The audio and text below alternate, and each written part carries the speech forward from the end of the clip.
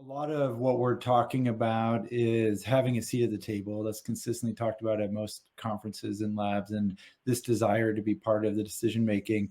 And often the complaint is if the lab is involved at all, they're brought in a little bit late in the game when decisions are made or it's pretty far down the road. Um, Easy to say have a seat at the table. That's what we need.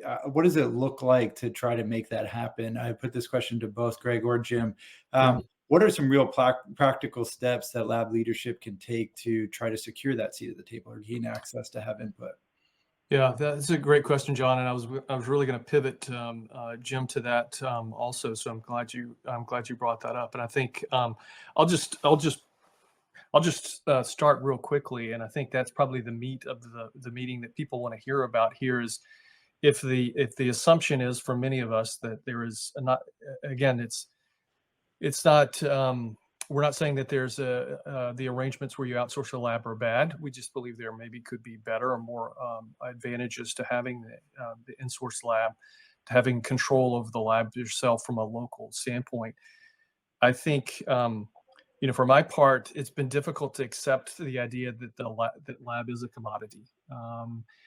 The issue is you have to choose and you have to work hard not to be commoditized, right?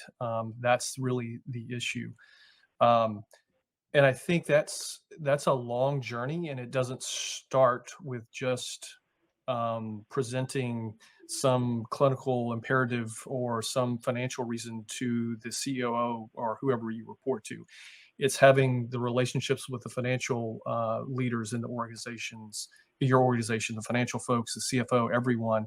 It's having relationships with the other stakeholders who use your services. It's having built on years of relationships and leveraging those to get the seat at the table when the conversations happen, to know to be open to the conversations and want to be in the room. Just assume that the conversations with the large commercial laboratories or other entities are happening because they are, to acknowledge that, but to know that your leaders are going to include you in conversations when they happen because you're open to those ideas. You kind of have to be open to them to be included at the table. If they know you're closed off in every scenario, that you're intransigent and the tenor of every conversation is that this is never going to be a good choice for organization. You're not going to be included at the table. You have to be willing to entertain the idea to be included at the table. That's my own feeling on the matter, and it's helped in the organizations I've been involved in, being seen as someone who is open and who wants the best for the organization.